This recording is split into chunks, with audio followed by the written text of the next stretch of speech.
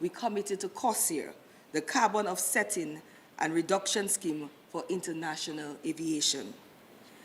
These efforts are forming a solid foundation. Green certification brings even greater possibilities. It opens new tourism markets led by travelers who prioritize sustainability. It creates channels for international funding, green investment, and strategic partnerships. It positions Dominica as a leader in responsible tourism and resilience, not only in the Caribbean, but globally. This morning, I proudly welcome our panel, Mr. Hubert Winston of DHTA, representing our private sector powerful role in building sustainability from the ground up. Ms. Marva Williams, Director of Tourism and CEO of Discover Dominica Authority, aligning our brand with truth and meaningful progress. Mr. Lucian Blackmore, Permanent Secretary from the Ministry of Environment, ensuring tourism flourishes in harmony with environmental priorities. Mr. Craig Sands of Secret Bay, a beacon of what is possible when luxury and sustainability work together. Mr. Kennedy Pemberton of Greencase, guiding us through international certification with technical expertise and global insight. This work extends beyond government. Progress grows through partnership, through innovation, and through individuals willing to make bold decisions. So as we begin today's discussion, I ask you, what legacy are we shaping? Will future generations say we defended Dominica's green promise with action and courage? I am honored to welcome you to our very first Nature Talks panel discussion as part of our celebration of Tourism Awareness Month. Let today inspire deeper dialogue and real outcomes. The Nature Island represents more than a name. It reflects a promise, one we must honor with unity and resolve. Thank you.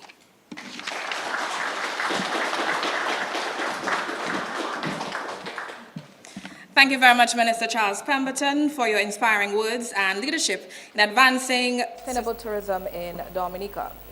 Over the next hour, our expert panel will explore how sustainable practices are reshaping the tourism industry and what the Green Destination certification means for Dominica's future as a green destination. Here's how we will proceed. First, I will introduce our panelists. Then we'll dive into key questions covering ecotourism initiatives, policy integration, community engagement, and innovation.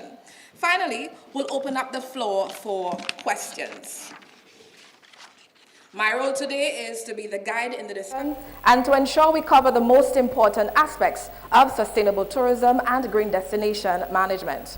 Let's begin by introducing our panelists. Marva Williams. She's the current CEO and Director of Tourism at Discover Dominica Authority, bringing visionary leadership to the island's tourism sector. Appointed in 2024, she has over 15 years of experience spanning tourism, entertainment, and strategic marketing. Marva holds a master's in international business with specialization in global supply chains from Georgia State University and a BBA in marketing from Florida International University. She also boasts multiple certifications in branding, sales, customer relations, and digital strategy. As an advocate for cultural preservation and professional development, Marva also lectures part-time at the University of the West Indies and actively supports grassroots cultural organizations.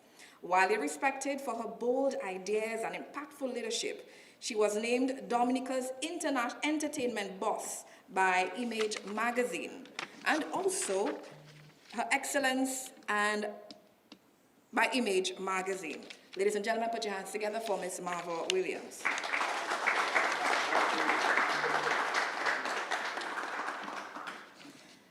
Mr. Hubert Winston.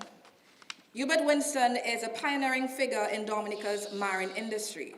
credited with introducing and developing key marine services and marketing strategies that have transformed the island into a premier yachting destination. As a trailblazer, he established numerous firsts for Dominica, including the first marine fueling dock, the first marine channelry, the first yacht club, the first marine center, first marine association, and was the first to actively market the island as a yacht haven. As president and CEO of Suki's Enterprise Group and Suki's Blue Flame Gas, Hubert was entrusted with mobilizing operations, diversifying business ventures, eliminating debt, and expanding the company's influence across the local communities, the island, and the wider Caribbean. Currently, he's the managing director and owner of Dominica Marine Center, Inc. and St. Vincent Marine Center, Inc., two companies founded to fill this critical gap of marine services in the respective island nations. Today, these companies serve as marine industry leaders, offering cutting-edge equipment, sales and services to clients across 34 islands and 2 countries. Ladies and gentlemen, put your hands together for Mr. Hubert Winston.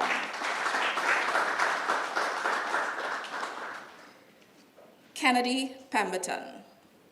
Mr. Kennedy Pemberton is a seasoned tourism strategist with over 12 years' experience facilitating economic resilience through tourism planning in small islands developing state.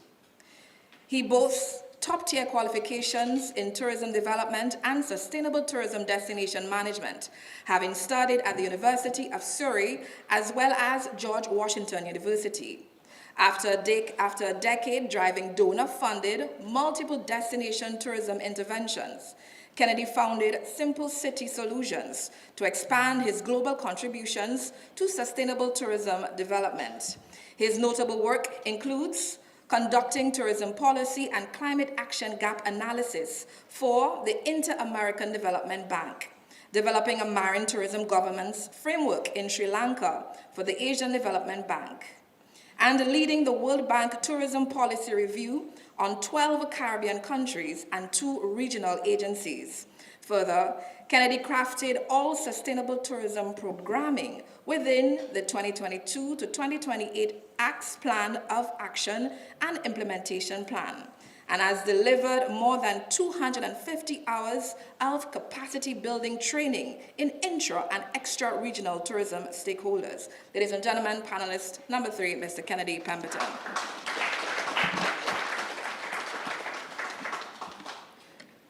Lucien Blackmore.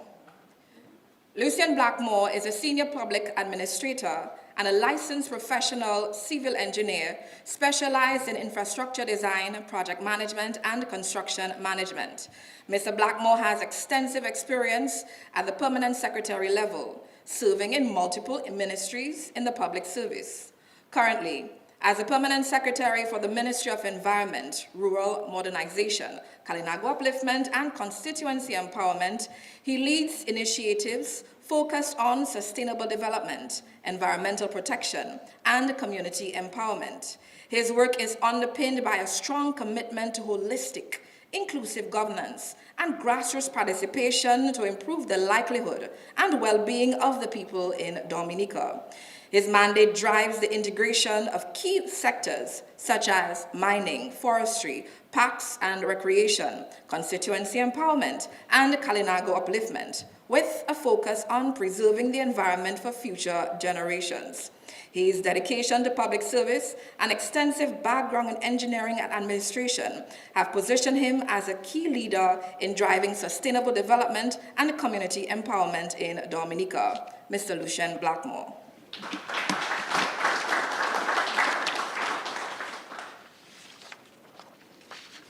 Craig Sands.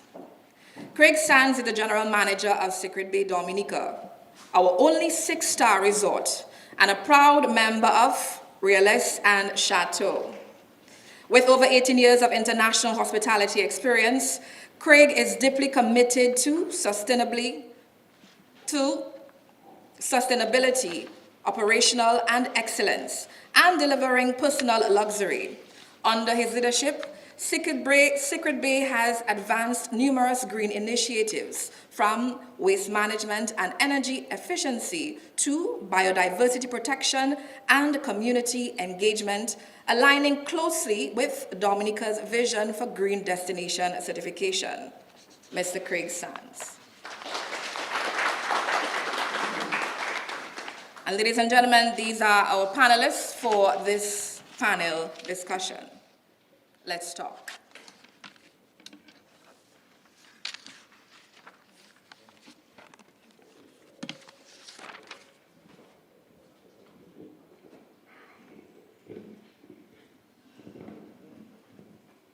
We begin our conversation. The first question goes out to Ms. Mama Williams, CEO of Discover Dominica Authority. Ms. Williams, Dominica is celebrated for its rich biodiversity and natural beauty. How is Discover Dominica Authority enhancing tourism offerings while ensuring these assets are protected and aligned with sustainable destination management criteria? And could you share specific initiatives or partnerships that have made a measurable impact? Thank you so much, Monel. Good morning to everyone. Firstly, Dominica's natural heritage is embedded in our tourism identity. And that is why, while we preserve our natural identity and also work on promoting it, whatever we do has to be intentional and it has to be a collaborative effort. Us being here today with our other panelists and partners, it solidifies what we're talking about. The Discover Dominica Authority, we work very closely with the Ministry of Tourism. Our minister is very much involved in everything that we do. And extensive to that, we also work with the Forestry Division under the umbrella of the Ministry of Environment. Now, the Ministry of Environment, they're responsible for protecting our natural assets and for balancing that sustainability aspect. And when the two go hand in hand, we work under their direction. So whereas we engage and tell people about Dominica being this amazing destination, we follow the lead of the Ministry of Tourism, we follow the lead of the Ministry of Environment, whatever messaging that we put out to our visitors. Additionally, through this partnership, we are able to align ourselves and present a destination who is looking towards all the qualifications for green certification. So forestry will play the key role in the maintenance, in biodiversity and all the sort. And we are the ones who manage the visitor expectations and all the experiences that they have. Our marketing is consistent. We speak sustainability, and that is actioned in our groundwork, in our messaging. It is seen, and we'll talk a little bit later about our community tourism, in all the efforts that we do and everything that is embedded when it comes to the sustainability aspect of it. And thank you very much for that response, Ms. Williams. Mr. Blackmore, question. From your role overseeing environmental protection and community empowerment, how does sustainable tourism certification integrate with national policies on environmental conservation, rural development, and cultural upliftment? And what governance mechanisms are critical to support this integration? Okay, thank you. First of all, let me say that tourism destination certification purposefully complements and aligns with the national policies for environmental conservation, rural development, as well as cultural upliftment. Why do I say so? First of all, we must be mindful of the fact that when we talk about environmental protection or similarly environmental conservation, it's basically relating to maintaining ecological balance.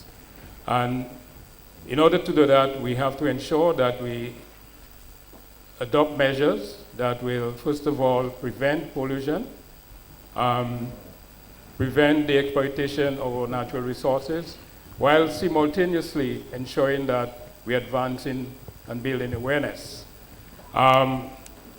Now, having said that, we will all readily appreciate the fact that when you're talking about rural development, it is people-centered, it's people-focused, and we at the ministry, we are from government priority and initiative is ensuring that we empower people, putting in measures and institutional support and readiness for doing that, to ensure at the end of the day that people can make decisions to improve themselves. As you rightly heard the minister pointed out, our brand of tourism is Nature Isle, and complementary to that is also the fact that we want to ensure that we have a very well-rooted community-based tourism component. That can only emanate from we having a very conscious, a very well-focused, and a very structured community who understand the tourism product and the role that they have to play. At the same time, we're looking at measures of how we can uplift and advance our communities.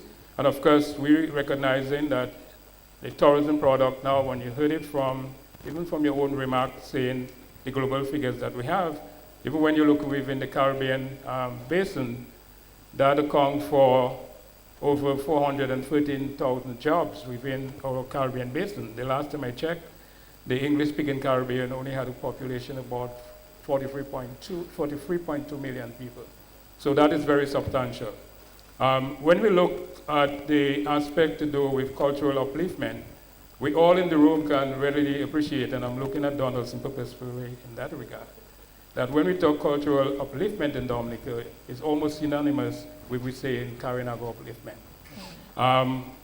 Tourism, as all of us will understand, is about identity, is about the people, is about our way of life. And of course, the Carinago are indigenous people of Dominica. With that comes a very rich identity, a very rich heritage that refers to traditions and customs, and of course the way of life.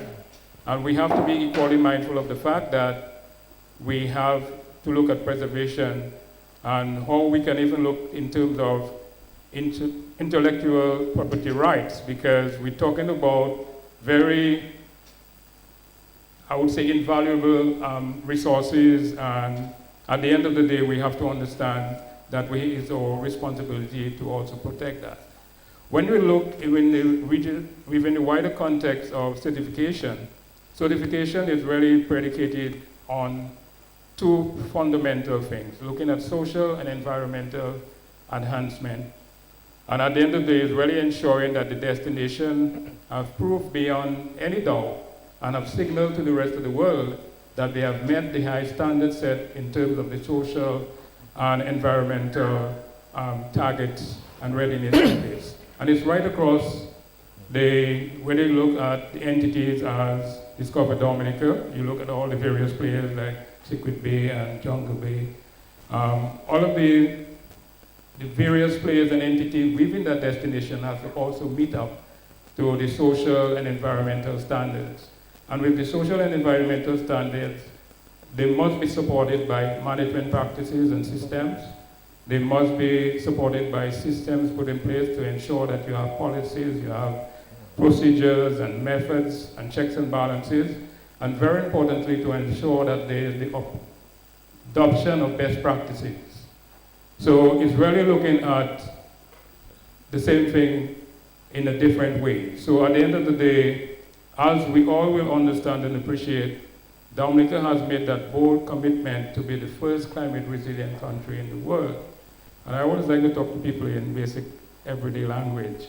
But I really want to ensure that the population understand by we saying we want to be the first climate resilient country in the world by 2030, is that we will be the first sustainably developed country. And to be a sustainably developed country, you have to ensure that you will satisfy all the 17 SDGs, the Sustainable Development Goals. And I'd like to submit the SDGs in just what we call the 5 Ps, where it focuses on the planet, it focuses on people, it focuses on partnership, as we're doing this morning, it focuses on prosperity, and of course, peace. And I did it in that order because obviously we have to understand our role here is to preserve the planet. The planet is the one giving us all the resources that we need. Even by we being here this morning, the very air that we breathe, the water that we drink, the food that we have to grow, and all the other processes we have to do, all those things have to come from the environment. So this is a bold commitment Dominica has already made. And so one can really appreciate the fact that for us to ensure that we have our destination being certified as a green destination is doing the right thing. In fact, I would say we have almost 99% of that process already. It's just putting the necessary systems and so in place. So in a nutshell, the mechanisms for that is very simple. Again, you need to have strategy, you need to have plans, you need to have policies, you need to have laws, you need to have regulation. You need to have empowered agencies, and we speak earlier on, you heard Ms. Mark Williams refer to Forestry Division. In fact, it's Forestry, Wildlife, and Parks. So it gives you the entire compass and focus in which you're looking at. That didn't have been in existence since 1947, long before all of us in that room was born. So we have had that consciousness as a people a very long time ago. So we indeed have to be a global leader in the trade, and for us not to be certified as a green destination is really a travesty upon ourselves. But let us not fault ourselves. I think we're definitely well along the way. So most of what we need to put in place in terms of the mechanisms are already there. Like I said, all of us would know that we have the National Resilient Development Strategy coming out of Hurricane Maria. That is our priority national development going forward. And coming out of that, we have the Climate Resilient Recovery Plan that sets out all the key things that we have to do. And so the mechanisms are all laid out already in terms of laws. Just recently, in 2022, we had a new revised forestry policy. Environmental sustainability is something that we have been championing for a very long cause. So I would say all the necessary prerequisites and mechanisms are well orchestrated already. It's a question of ensuring we remain updated, it remain enhanced, and it remain functional. Thank you very much, Mr. Blackmore. Kennedy Pemberton, given your experience with sustainable tourism strategies in small islands developing states, how can digital tools and innovative technologies support sustainable tourism practices and help stakeholders meet green destination certification requirements? And could you provide examples of successful tech-driven sustainability interventions? Thank you so much for that question. Good morning, everyone. That is a huge question, right? And so in the discussion today, I am going to make it a particular point to be very practical. And let me start off with a personal story and example, because we need to sometimes step back and understand even what the question is asking us. So let's start with sustainable tourism. A couple of years ago, in my capacity as Sustainable Tourism Advisor to the Association of Caribbean States, I was having this very conversation with the newly incoming Secretary General. And his perspective on sustainable tourism was this. He said, Kennedy, why are we as an organization pursuing this pie in the sky, feel-good type of tourism? Doesn't that hurt the amount of visitors destinations are going to receive? And that question for me really set off a train of thought where the light bulb went off, where I said, people still don't understand in practical terms what sustainable tourism is and the benefits and the impact that it can have. So very quickly, sustainable tourism, we know about hosting guests, taking care of those persons who are away from home, who've chosen our destination for whatever reason. The sustainable tourism element, it really looks at how do we do that in the most responsible and respectful manner.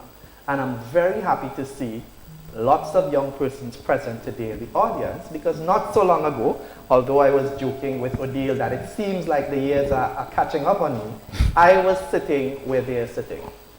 And so with that basic understanding of what is sustainable tourism, let me put the question now into that context. So with that need to be responsible, with that need to take care of our guests in a way that is respectful of ourselves as the host destination, sustainable tourism and its value really becomes important when we look at the practical touch points of the industry. So think about things, for instance, like the cross-sectoral support. Tourism needs energy, tourism needs water, tourism needs infrastructure, right? Think about tourism services. Those are the aspects provided by government. So what about the entry and the exit clearance processes? What are those like? So when we connect that context with the whole idea of technology, my recommendation is very simple. Use technology to enhance how responsible we are by replacing or humanizing, again, very interesting, using technology to humanize the mundane parts of the tourism industry, the parts that we don't like. So if I give the example of Dominica now moving towards having an online EV card when we come in, what we're seeing from a sustainability context is we're replacing the need for all of these people. We're now automatically having the visitor cue this information in, so we're saving on that back-end data processes. But now we have a ready-made database to better understand where are the areas of value for those guests and how do we better serve them. All right, so again, we have to make sustainable tourism using technology very practical.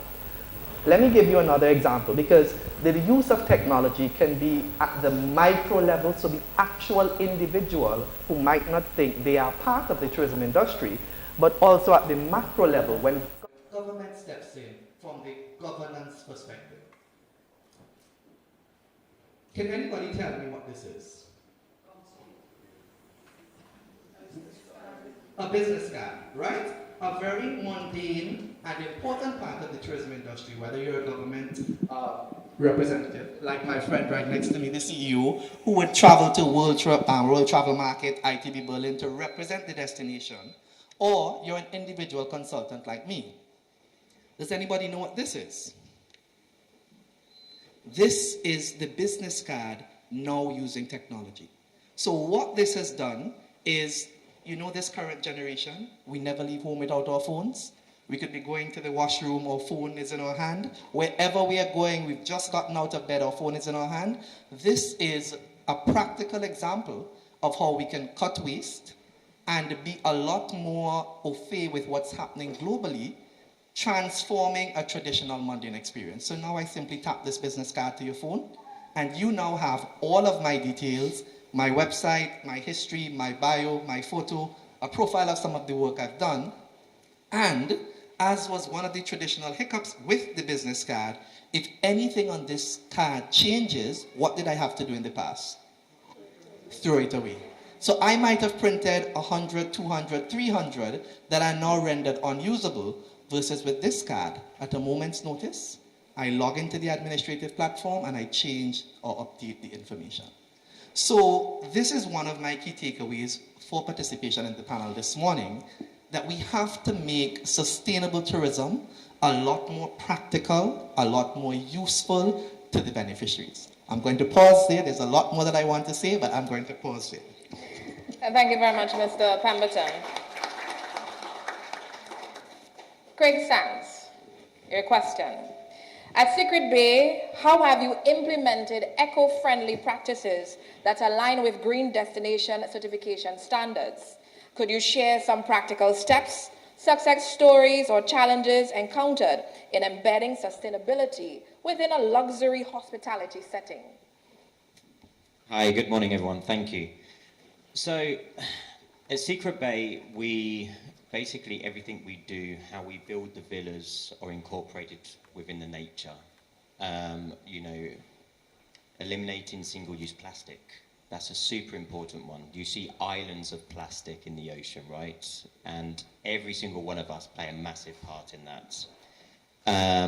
You know, when we build the villas, it's minimal disruption to the lands.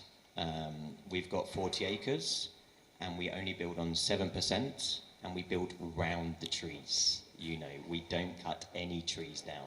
And that's very important, not just for the nature, but also for the wildlife. You know, all the birds. We've got iguanas, an iguana sanctuary, turtle conservation. All of that plays a massive, massive part. And you spoke about water. You know, hospitality uses a lot of water. However, we reuse our grey water for irrigation, for example, minimizing our carbon footprints. Now, for a big property like us, it's very easy, but for smaller properties, it's very, very difficult. But there are ways. I've seen, you know, smaller properties capturing rainwater and reusing that. And I think that's incredible. You know, especially on an island like this, where you have tons of water, more than the UK. And we could reuse all of that. You know, it's literally falling daily. So we do all of that, and we have a Botanica garden. And I'm very, very proud of this garden. So we grow all local herbs, vegetables, and fruits. But we don't overgrow it, because we don't want to take away of what we're purchasing to the local community and the local farmers. That's very important for a business our size and for every business. And it's very important to keep that revenue in the local community. So we have a little Botanica garden in the middle of nature, right beside our river, and we basically go through there with the chef, and we pick all the local herbs and the vegetables, and then cook the meal there with what we pick. For me, that's very, very special. And guests love it. They enjoy it. And you see now that luxury hospitality is moving towards a more sustainable and eco-friendly hospitality. The people want that. Our guests want that now. So it's very important we play that part. And from the start of the guest journey, we're actually explaining that we're sustainable, we are eco-friendly, and we incorporate it into the guest experience. Now, the biggest challenge in luxury hospitality is keeping those high standards. You know, we all use plastic. At home, you'd use plastic and all those luxury items, where it's very hard to keep those standards high in that environment. However, once you incorporate it into the guest experience, from the time they're looking at you, looking for the island, the destination, and they see that you're a eco-friendly island, they expect that. And it's very easy then to keep your standards high, because the expectations are there. So yeah. Thank you. I think I answered everything. Yes, I have a follow-up question for you. Secret Bay is green certified. Recently, you received a higher score. Can you speak on that, and how does that make you feel as the manager of Secret Bay? Very proud. But not just proud, I'm proud for the team. And the team and our guests play a massive part in achieving that. So yeah, we've been part of Green Globe 5 years this year. And yeah, we achieved 93%. And our forecast to achieve next year would be 98%. Thank you, everyone. And yeah, and it's not just about, you know, eliminating the single-use plastic or reusing the water, you know, the LED lighting where we can. It's not possible everywhere. It's also how we work with the local community. And that is a big part of Green Globe and for the destination. And it's a big part for Orleans Chateau. Their main pillar is sustainability and local community. So it all plays a massive part. But yeah, I'm very proud of the team. Very, very proud. Thank you very much, Craig Sands. A question to you, Mr. Hubert Winston. Marine tourism is vital to Dominica's appeal. How have sustainability principles influenced your marine services and operations? What innovations or strategies have you implemented to ensure the marine sector contributes positively to Dominica's sustainability goals? Thank you for the question, Manuel. Good morning, everybody. I smile because I know over the years I've had many challenges to convince the tourism department and the DDA that marine tourism is significant for the country's economic strides. And it's really good. I really feel proud now to know that we have made some way. Marine tourism definitely is significant for Dominica's general overall tourism sector. We strive very hard to make sure that our pursuit, especially being competitive with the region and the islands, are significant.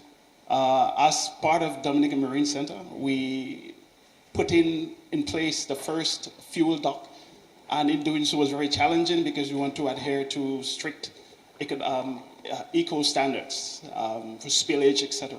So we made sure even then we had dry breaks, which prevent spills, and spill prevention mechanisms while providing services to docks, to yachts, and for vessels coming in. One of the significant things that we did at the time when we were filming Pirates of the Caribbean, when they came in, there was no fuel system in place for their many boats. So we scrambled very fast to get everything in place so that we can provide that service to them. So we look also ahead of that, and in terms of our community-based tourism, our whale watching operations, our dive operations, we all adhere to strict standards, because to be a Green Globe or to be a green certificate, you have to adhere to all the strict standards. So the spillover in itself has resonated itself to all the sectors that are involved in marine tourism. And many of the dive operators or tour operators, including whale watching operators, we adhere to that because we see it. We see the effects of trash or anything that is really negative to our tourists or guests or friends or family that we take out on the water. So it's significant to us. It hit us hard, and we definitely are some of the first to make sure that we explain and educate our guests about our environment and why we keep it pristine and clean and why we maintain our standards here in Ireland. Thank you very much, Mr. Winston. Yes, you can respond. Right, thank you so much. I just wanted to quickly connect to some of those comments. My colleague here, I think it's from Secret Bay.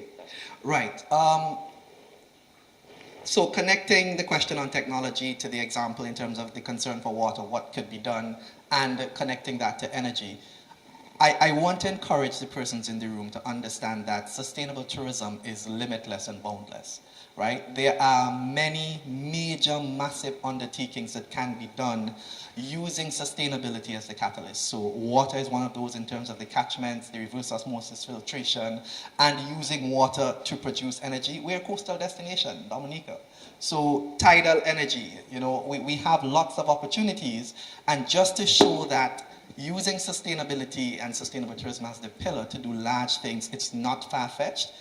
Do we know that there is a country right here in the Caribbean that is entirely 100% driven by solar energy? I'm talking at the national level. The country or the island of St. Eustatius, their power grid is 100% solar.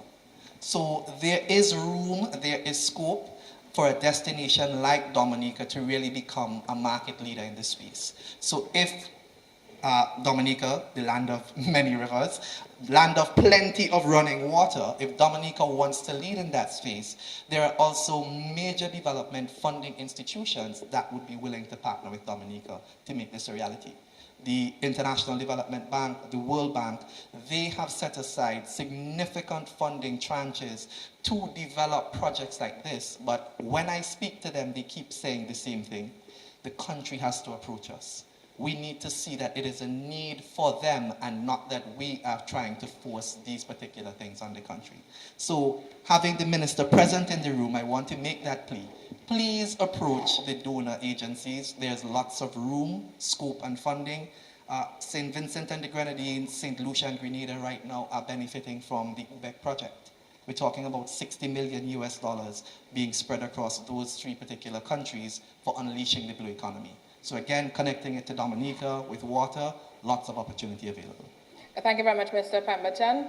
Mr. Blackmore has some thoughts on this. Yes, Madam Moderator. I just wanted to expound a bit on that very significant point that Hubert was making about the marine environment. Again, I'd like to talk in practical terms.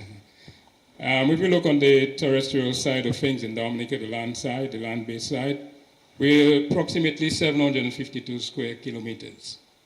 Our marine environment, our marine space, is 28,500 square kilometers. That is about 38 times greater than the land space.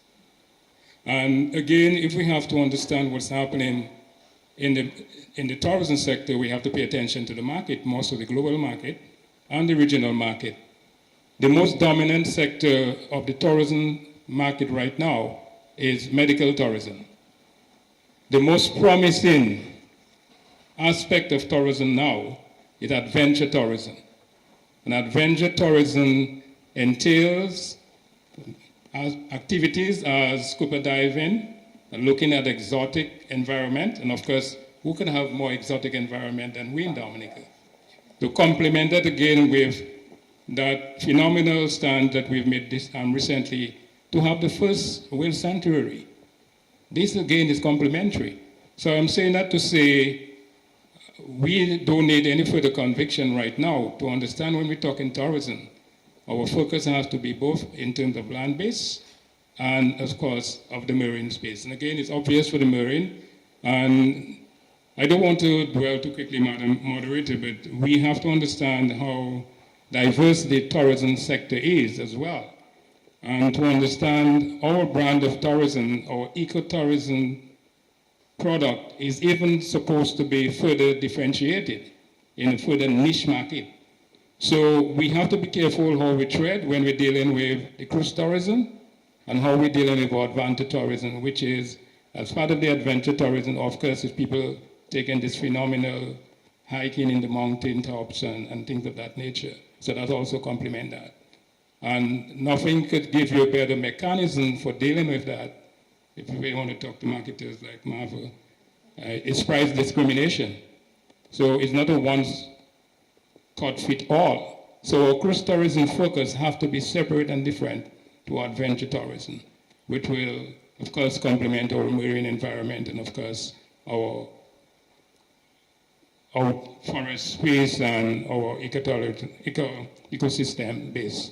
I just wanted to expand a little further on what you would say, because that is so phenomenal, and that is going to be transformational as far as we're going forward with our tourism sector. Thank you very much for that, Mr. Blackmore. Ms. Williams, he mentioned something that I would love you to respond to. He mentioned differentiation. How are we, as an authority, differentiating our tourism products to ensure that we don't have this issue that he mentioned? Recently, we were asked this question at CHTA in Antigua, and the question was centered around the fact that what is Dominica doing or expected to do when over-tourism comes about?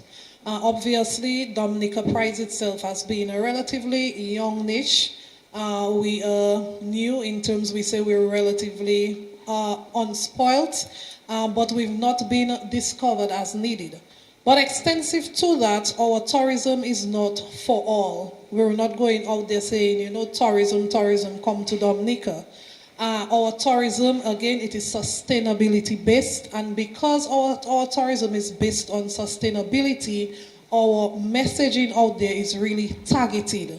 So we go over after nature lovers. We go after people who are interested in ecotourism. We go after people who are interested and willing and part and parcel of saving the environment. So in everything that we do when it comes to cruise, when we speak about marine, when we talk about adventure, when we impress on health and wellness, agro, aqua, when we talk about even the Kalinago, it is very targeted, it is based on the community, and it embodies the power of sustainability as a nature island of the Caribbean. Thank you for that. I have another question for you. From your perspective, what are the biggest challenges Dominica faces in embedding sustainability across the tourism sector? And how can shifting traveler expectations and global trends, such as demand for local food and eco-friendly experiences, be leveraged to support certification goals? So we've been talking a lot about the shifting, but let me answer your first question. One of the major challenges for us as we head towards certification is being able to balance the development with the preservation and the sustainability. Post-COVID, a lot of the feedback that came is that, we need to develop certain areas. We need to build marina. We need to improve on our port offering. We need to make access to the destination a little bit more seamless. And the question around all those conversations is, how do we maintain our nature? How do we ensure that it is sustained while developing? The two of them, they have to work hand in hand. Recently, I did a site visit led by the Honorable Minister of Tourism to the marina site. And one of the highlights of that conversation was, it was so impressive to hear the developers speak to the nature island of the Caribbean and the fact that in building the marina, sustainability is at the heartbeat of everything. To make sure that the nature is not destroyed, to make sure that the trees and the plants and even the fruit trees and the herbs and so can be reinforced when that marina is being built. That was brilliant for us, and that was the highlight of the conversation. And in all the messaging and everything that is being done when it comes to building a cruise port or anything else, the sustainability aspect, making sure that the plants are reinforced, that the wildlife is not disturbed, that is the heartbeat of the conversation. And that conversation is going to carry when we're talking to the people that we're saying, come to Dominica to visit. It is the heartbeat of the conversation. Again, if you are into sustainability, and I want to impress upon sustainability, you heard our colleagues speaking about it from layman's language. Sustainability can be incorporated in any aspect of what we're offering in Dominica now, even in our festivals. If you tell festival lovers, or if you're speaking to individuals who are into sustainability, and there's a niche market out there of individuals who want to hear that word sustainability, if you tell them when we're putting on that World Caribbean Music Festival or that carnival, the local community benefits, we're not using plastic, we make sure that we focus on carbon footprints, we control those things, they will listen and they will come to your destination because of that. So it's a messaging that can be embedded in all the marketing strategies that we initiate and all the conversation, and that translates to our food. How do we tell foodies to come to Dominica when it comes to sustainability? You heard from Secret Bay, we grow what we eat. And that is an aspect of sustainability. Dominica, the nature island, is the adventure can be initiated with our food as well. Having a good broth or eating a good food can be part of the whole adventure and the whole immersive experience. So that is something that has to continue. It is something that we've already started doing. It is something that is embedded within the community, because in Dominica itself, it's all about community tourism. And sustaining that type of tourism means empowering the people in the villages who are actually leading the charge, leading the immersive experiences, leading the maintenance of like the hot springs and the rehabilitation, and making sure it is very impressive. Thank you very much, Ms. Williams. Mr. Blackmore, question to you. What are some of the institutional or practical barriers Dominica faces in pursuing green destination certification, and how can these be addressed through policy and stakeholder engagement? Okay, thank you. First of all, if we look in terms of barriers, what are we dealing with? We're looking at the environment, we're looking at the social factors, and of course, when we look at the social factors, we have to look at people's way of life, their livelihood, and things of that nature. I think we can say with a fair degree of confidence, most of the institutional readiness and barriers that we have that would sort of be a limitation to we readily subscribing to the practice and certification for green destination, I think is fairly well acquired already. My reason for saying that is when you look in terms of the number of policies that government has made by way of even we subscribing to the Global Accord, where environmental sustainability principles and practices is very much driven by the United Nations, we have ascribed to most of the international bodies, and if you subscribe to the international bodies, you have to do what is called for in terms of you meeting the expectations and the nuts and bolt issues that you have to do on the ground.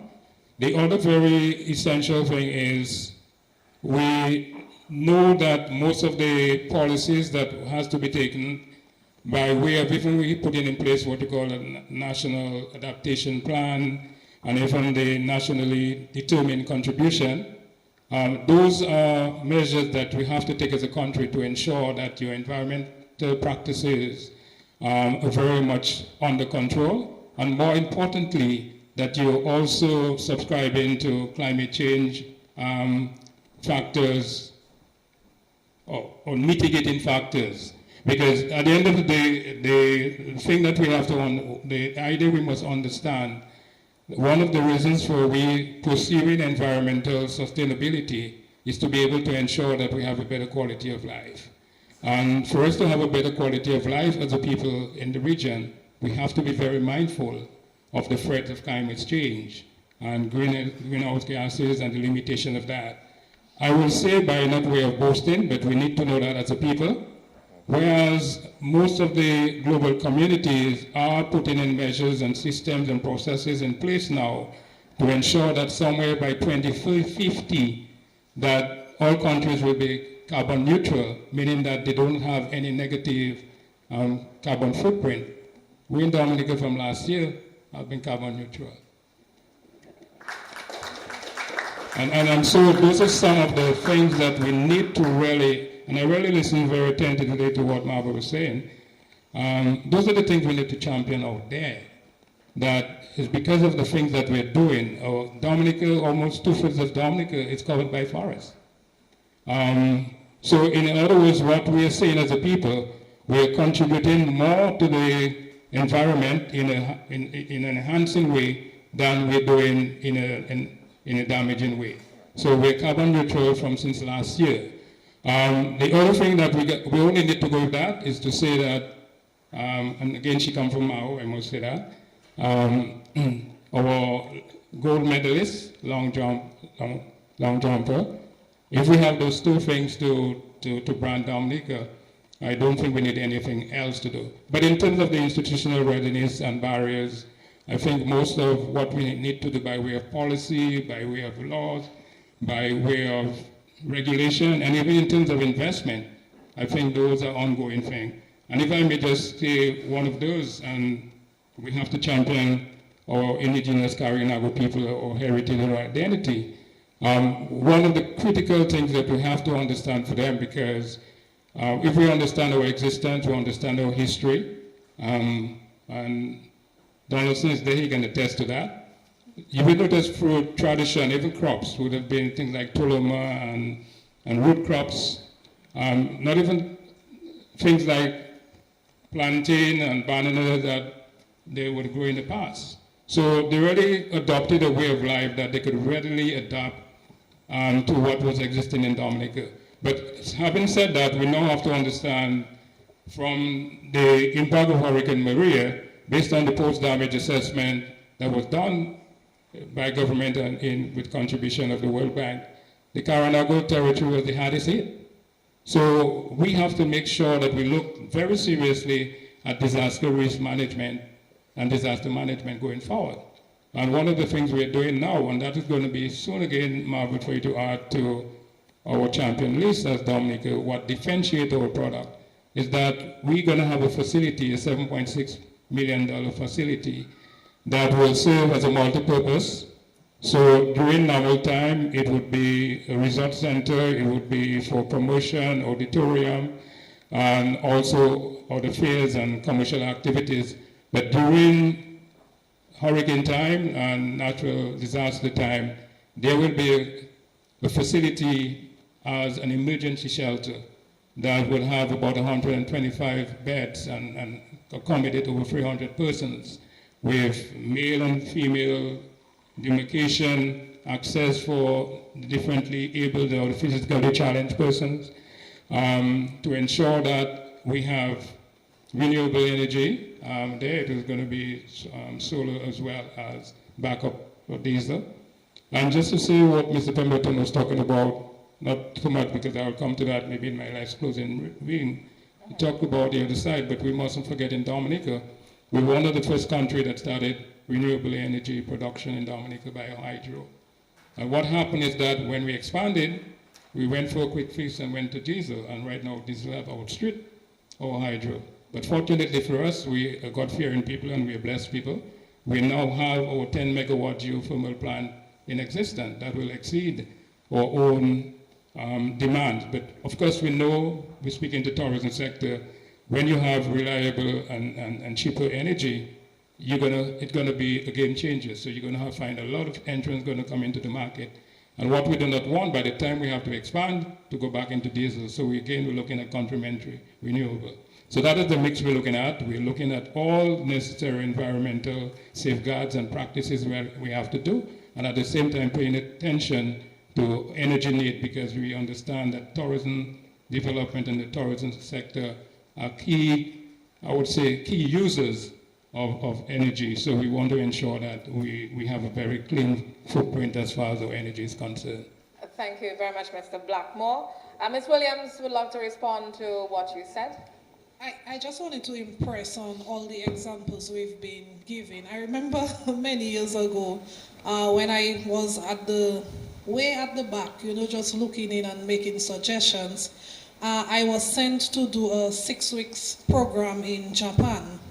And they were showing us how they were using all the different aspects that they have in terms of tourism and the snow. So I'll give you the example. Japan has 7 months of snow, real difficult snow. But they are really into fishing. I was really surprised to understand that they have a lot of fishermen. They're like, that is one of their main industries and so on. And then these people for 7 months, they were not able to engage in fishing. So that affected the whole livelihood for them. And then they had to be creative, what it is that we can do to sustain ourselves for the 7 months.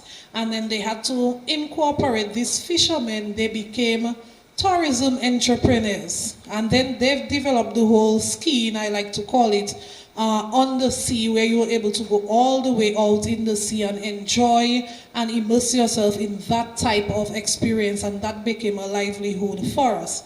And I was asked to make recommendations to Dominica, and I drew a map where I put tourism in the middle, and I had all the other ministries with arrows directed to tourism, environment, health, all the other, and then I said to my supervisor at the time, this is the model I think that Dominica needs to adopt where tourism is concerned. When health is speaking, when environmental is speaking, when public works is speaking, when all the other ministries are speaking, if it is that we're saying we're heading towards an era where tourism is going to be the main income bringer for Dominica, everything that we do, everything that we utter has to be centered around tourism. So it's very ideal that P.S. Blackmore are giving those examples, because the geothermal, all those aspects, at the end of the day, it all leads to tourism, whether it is a local tourism or whether it extends to the eco-travelers and the sustainability individuals that we're looking to come to our destination. Thank you very much, Ms. Williams, for that input. A question to Mr. Kennedy Pemberton. How can Dominica balance economic resilience through tourism growth with the imperative to protect its environment and social fabric? And what role does certification play in guiding this balance? Thank you so much for that question. So how do we balance? In very simple terms, and this is a conversation I've had at extremely high levels, development agencies, multilateral agencies, regional institutions, we need to first decide within ourselves how we want to measure success. Right? And this is a question that needs to be answered in the true frame of understanding sustainable tourism. Traditionally, in the Caribbean, including Dominica, we look at heads in beds and bums in seats. So numbers. We say, okay, 2025 has been a good year because there's been a 10% increase in the amount of persons coming to Dominica. My contention, though, is that we need to have a shift in this definition, this interrogation of what success means and what success looks like. And it should really be a shift moving from the quantitative over to the qualitative. So there should be, and that's the tagline for my organization, better tourism for better destinations. We have to start looking at what is the quality of the visitor that we want to attract, right? When I do training in community-based tourism, there is a particular model that we use looking at what is the ideal customer. What does that person actually look like? What are their characteristics? And we're not talking about the simple demographics, if they're male, their age and their income, but we're talking about what are their consumption patterns. Would they appreciate not having plastic water bottles, but instead have refill stations throughout the property or at use, right? Would they appreciate messaging that says, we are very environmentally conscious here in Dominica, and so waste management and littering is not something that's part of our culture. We have got to become a lot better at defining who our ideal customer is and targeting those ideal customers. We've got to move away, definitely, we've got to move away from the model that says, go after every single possible tourist, right? Growing up, my mom used to say, Kennedy, you cannot be all things to all people. So you've got to understand who you are and stay true to who you are, right? That is the foundation behind truly bringing sustainable tourism to life. And so let me connect that now to the whole idea of certification. Because certification, it is a means to an end. It is a tangible representation of that. As Destination Dominica, we understand who we are. We understand that nature is by and large the value proposition that we offer to the world. And so when we invite guests to come in, when we ask guests to share our home, because this is what we're doing and we must never forget that. When we ask guests to share our home, they must recognize that they need to be mindful of the impact that they have on us. And my colleagues were talking about it.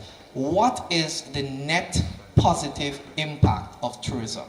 We must always have a very clear line of sight that the positive impacts of this industry outweigh the negative impacts. So with certification being the means to an end, it is that neutral, third party, outside validation or verification that Dominica as the nature isle is being true to who they are. So when Dominica says, come to Dominica, we respect our nature, the certification says, yes, they are indeed telling the truth. And how do we know they're telling the truth? Because when we look at what they're doing with water, we see the sustainability principles coming out. When we look at what they're doing with energy, when we look at what they're doing with product development, when we look at what they're doing with human capital development, across the board, the whole spectrum of sustainability must stay true to form. So certification, things like, what about your disaster plans? How are you dealing with climate change impacts?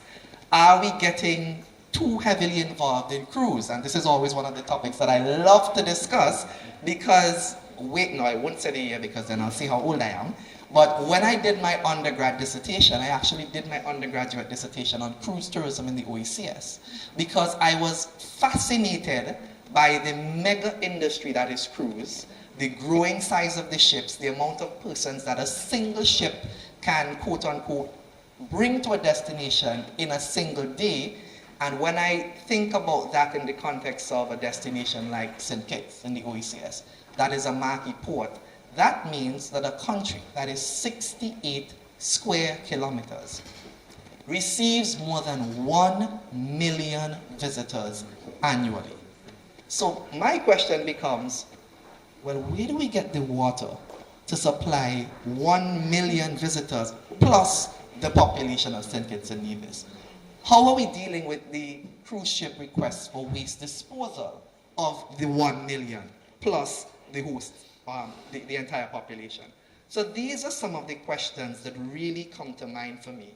And I think that singular message of knowing who we are, staying true to who we are, and using certification not as the end to say, hey, we're certified and we're done, but we must live it, as you're saying. We must live it. We must get every single individual in Dominica understanding that tourism is about us as locals first, right? And this is a key message that most destinations tend to miss. And you would see, as we discuss a little bit more about sustainability, that it's slowly now creeping into the national tourism plans and national tourism policies. So if Dominica wants to distinguish itself, right, differentiate itself, that is one of the key value propositions Dominica can have. That we as Dominicans, that every individual understands the value of keeping this destination clean, the value of respecting nature, the value of not poaching. And again, it's not about not using the resource, but it's about the responsible use of the resource. So let me close with an example. This is something that I've seen in Guyana, and it really, for me, illustrates the foundational conflict I've had why, when I studied tourism, I absolutely hated sustainable tourism as a course, right? Most persons tease me now in my career. The persons who know me, they say, look at you now, sustainable tourism expert, when you could not stand that class. And this was my conflict. When it was introduced to me, it was introduced as being green, as the sort of tree hugger mentality at the expense of local livelihoods. And that's the conflict that I had. Because, and I remember having this heated debate in class one day with the lecturer and a couple of other students and saying to them, you cannot tell the man who is hungry not to cut down the tree to make firewood because of sustainable tourism. You have to explain to him how he can, as the example you gave about what's happening in Japan, use the natural resource that he has to create an alternative revenue stream and therefore win his support for sustainable tourism. Right? So I'll stop there for now. There's a lot more I want to say, but I'll stop there for now. Thank you very much, Mr. Pemberton. Craig Sands, let's talk living the certification. How do you engage guests with sustainability initiatives? And what role does educating visitors play in supporting Dominica's broader green tourism goals? Good question. So we educate guests on a daily basis, and it's from way before they book. And one thing I've noticed here is we promote the destination as sustainable, and we don't just promote the property. And I think that's really, really important. So before guests even step off that plane at the airport, they're aware that it's a nature island and it's sustainable. We're doing everything we can to make that possible and being eco-friendly. And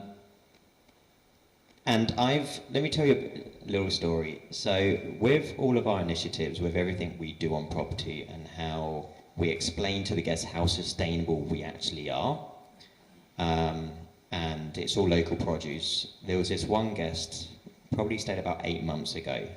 She still emails me today to say and ask, what are we doing now? What new initiatives have we started? And how can I help? They literally want to help. And for me, it touches my heart seeing guests leave Secret Bay, take that information and implement it on their daily lives. That is literally living it, right? So you're not just making a change and an impact on Dominica. It's going out of Dominica. So everything we do isn't just for us and for the country and for the island. It's actually making positive changes to our guests, to our tourists, so they can take that away and change their lives back at home. I lived in London many years, and honestly, it is so easy to forget about sustainability, to forget about everything you've learnt and just run on a daily basis, using the underground, that half of them are electric, using all the cabs that are fumes everywhere. So it's really important, and I think it's really special that we play a part outside of the island and where they can just take it away. And they literally have a massive appreciation for what we do, for the awareness that we provide, for the education that we give them when they're on property. And all of our tours are embedded in the local culture. You can't raise more awareness of that. And we all need to play a part in that. But it's not just, for example, Secret Bay, how we educate guests. It's the local community that educate the guests more than us. You know, when they speak to somebody on a trail and they're telling them about their farm, about the bananas that they're growing, or the planting, and they're cooking with everything they grow, that's just magical. And you can't find that on every island. You can't find that in the centre of London. You can't find that in St. Lucia, and it's special. And we all play a massive part in that. And we all need to come together as an island, as major stakeholders, to really, you know, as has already been mentioned, set the policy, set the standards, but make sure it's realistic. You know, it's very easy to set a standard that is just impossible to follow for small companies. So we need to make sure it's realistic, and whatever we set, we can achieve together, and we can drive it. Thank you very much, Mr. Sands. I appreciate the key takeaway in this one, realistic. Yes. Exactly. A question to you, Mr. Hubert Winston. How do you balance the growth of marine tourism with the need to protect marine ecosystems and support local communities? And can you share success stories or lessons learned? Sure, thanks. Good question. I'd like to first start by telling Mr. Blackmore that I always believed that Dominica had a negative carbon footprint from start. So marine tourism and the environment, it has always worked together. We have, as an example, we have with Mr. Simon Walcher, we have the coral reef restoration that's been taking place. And coral reef itself is not only an attraction for divers, scuba divers, snorkelers, but it is a restoration of fish stock for a fisherman, for your plate. So many times I would scuba or dive or snorkel and I would see large yellowtail snappers or parrotfish, and I explained to our guests that the parrotfish you see just swam in front of you is responsible for the lovely sandy beaches that you like, you know, or the yellowtail snappers are extremely tasty, but you know, we are in a protective zone. So the marine industry has always been an advocate for marine protective areas, always been, and I think possibly, Soufriere Scotia Marine Reserve, Cabrett's Marine Reserve were established because of the advocacy of marine industry and marine pioneers within the industry on the island. So Dominica has always been a pioneer of marine reserve sanctuaries or national parks, because we have it in abundance and we love to protect and to showcase what we have. Some community involvement, as I just said, Soufriere's and the Coral Reef Restoration Project. One of the things that you would see also if you travel to the northeast and places like Calibishie has now been a hub for restaurants. And these restaurants did not evolve overnight. These restaurants came to be because of the demand by the yachts and the yacht tourism. So Portsmouth, Roseau, Calibishie is right there in terms of restaurant appeal for visitors. At the moment, our tour company, White Gabuli Tours, do tours in the south. We do tours together with Soufriere Outdoor Center, and we do also collaboration with Erica's Farm in Colibri Ridge. We also work in tandem with Bamboos, Sulphur Springs. So we work a lot with community areas, community tourism, not only in the north, in the south, and we like to spread how we do our tourism. I remember not too long ago I was in Kol Sufria. And I was shocked by a community member came out there and said, I'm very proud and very happy that you guys are in Kol Sufria, because most people don't come here. As a tour operator, they don't come here. I said, no, we love coming here. It's an area to relax, to enjoy, to explain, to educate our guests of different communities and different aspects of area of tourism that we like to showcase. So we don't only go to one area. We don't like to trample to one area or the valley. The valley is great. We're there every day. But we like to spread it about, to move other areas, to do the farm visits, to do the hot springs in a different area compared to Wharton Raven that is renowned and well known. So this is part of what we do. We expand on our reach, and the marine tourism has been a catalyst in keeping the marine parks and marine protective zones active. And there's only great things to say about marine tourism. I'm very happy that I'm here to explain about marine tourism and where we are heading and where we came from. Try to bring forth to the tourism department why marine tourism is important. But here now that we are actually accepting the fact that marine tourism is the key environmental or key economic role for the island, because every other island has been very forthcoming with marine tourism. And bringing it here to Dominica is key, and I love it. And thank you very much, Mr. Winston. It's almost time to wrap up, so I have one more question for Mr. Pemberton and then a question for all the panelists. Mr. Pemberton, briefly, how is the success of sustainability efforts measured and reported in the region? And what tools or frameworks are used to monitor progress and ensure accountability? I like that question. And the simple answer to that question is that there is no singular standard that the region currently subscribes to, right? But let's unpack that, because if I were to put it in a simple 1, 2, 3 step process for us to follow, this whole idea of recognizing that success. So action, verification, and then the final reporting. So the action when it comes to sustainability is what we're trying to do here is to encourage behavioral change. Right? And we can do that through a number of ways, through education, but really, and I think the point is really made by looking at some of the examples regionally. So if I talk about Rewa in Guyana, traditional community, indigenous persons, the Wapichama tribe, where it's a fishing, farming, poaching community, right? They live off the land. And there, it's home to the largest freshwater fish in the world, the Arapaima fish.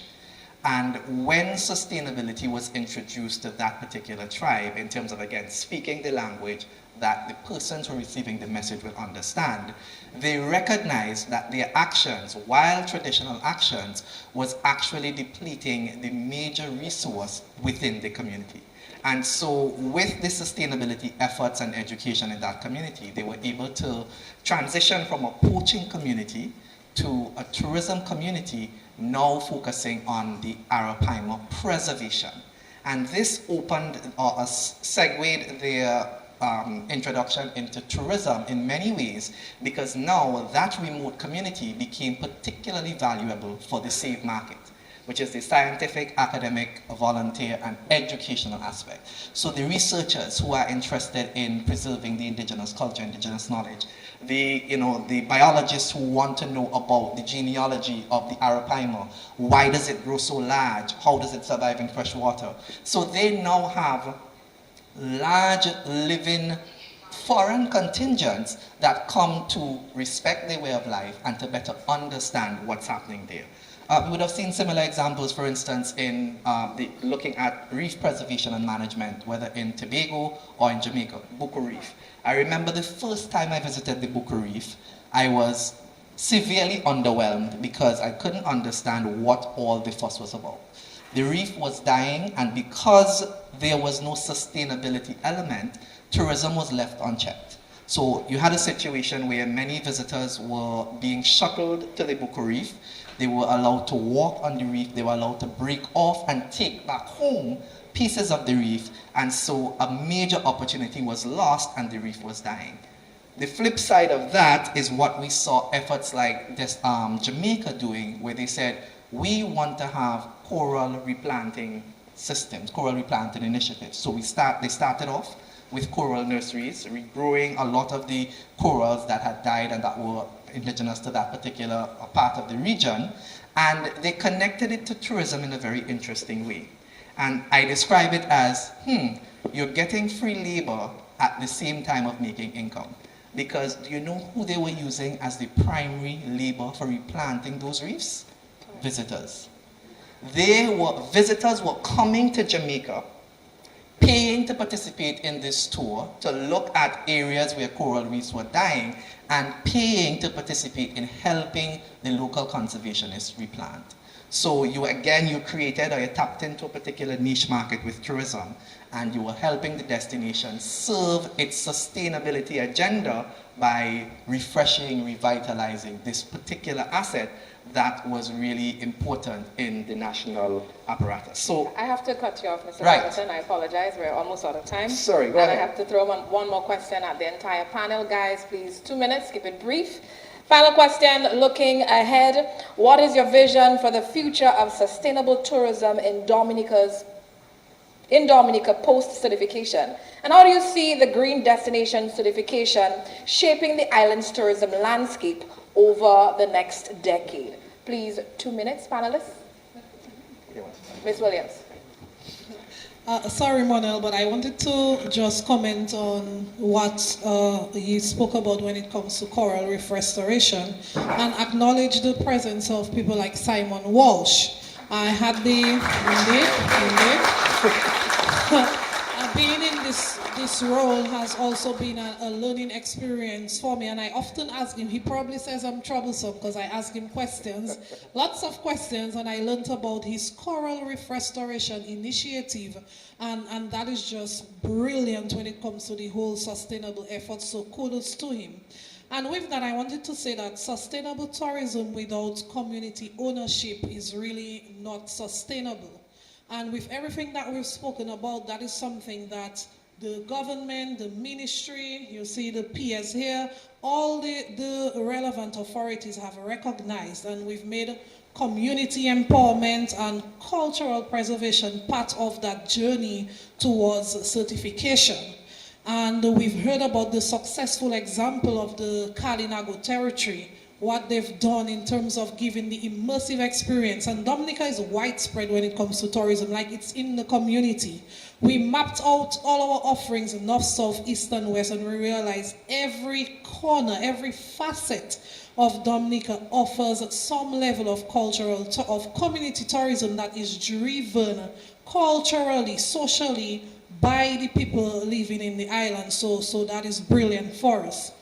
With that said, post-certification per se, we envision Dominica where sustainability is not just a standard. It's not the exception, but it is indeed a standard, and then my colleague here expounded on it, a means to an end. I wanted to expound on a means to an end. A means to an end can also mean that we can destroy our image if it is that we push ourselves as a green destination, and then when people come there, they're not getting what is expected. So it is something that we have to take seriously across all sectors in Dominica, in our families, in how we engage in schools and all that. And the Green Destination certification is to be it's more than a badge. It should be the blueprint upon which we build tourism. So we look forward to the policies, we look forward to being able to manage the visitors, and just to say our messaging out there is really targeted. We are working on improving the conversation and improving who we're having the conversation with. But when we speak to destination lovers of nature, we speak to people who are into ecotourism, and we speak to those who are concerned about the environment as a destination. So we look forward to this framework and positioning Dominica as a model destination in the Caribbean. We look forward to continuing attracting the conscious travelers, to the green investors, and to the strategic partnerships like we're engaging in right now. Again, we also have to look to the digital future. Smart tourism is something to be initiated. I love that example. I look forward to receiving that app. So I can also get my smart business card. And that is something we also have to impress upon. We have to build on our capacity when it comes to smart tourism technologies like carbon footprint calculators probably, and digital sustainability badges. So we in Dominica, we look forward to a future where sustainability rolls on the tongue of each individual. When we say Dominica is the nature island of the Caribbean and by extension the world, we say Dominica is the sustainable example of what it represents to love nature, breathe nature, live nature every single day. Thank you very much, Ms. Williams. I'm encouraging the panelists to please remain within 2 minutes. We need to wrap up. The audience have to ask questions. So thank you very much. Mr. Blackmore, your thoughts? It would be simply Dominica being the most sought after ecotourism destination in the world. And the way that I see green destination assisting in that is that it's really seeking to acquire a higher quality assurance mindset and method and system. And that then can be translated into a behavioral change that Mr. Pemberton was talking about, since the mindset is behavioral, so that we can begin to see the kind of systematic shift and the best practices that the average individual, because as we were saying some years ago, and I don't know why you might have stopped it, tourism is everybody's business. We have to understand that tourism is everyone's business, and the brand of tourism that we're pushing for Dominica, if we want to be a nature isle tourism, it has to be clean and green. And so one of the measures you see the ministry is taking right now is to have this grassroots communal involvement where we're seeking to do cleanliness and beautification. And by we having greater awareness, some of the undesirable travesties, we can minimize or eradicate that. Could you imagine a beautiful country like Dominica, we're going through the effort of planting and beautifying the space, and people are thieving the flowers at night time and everything else.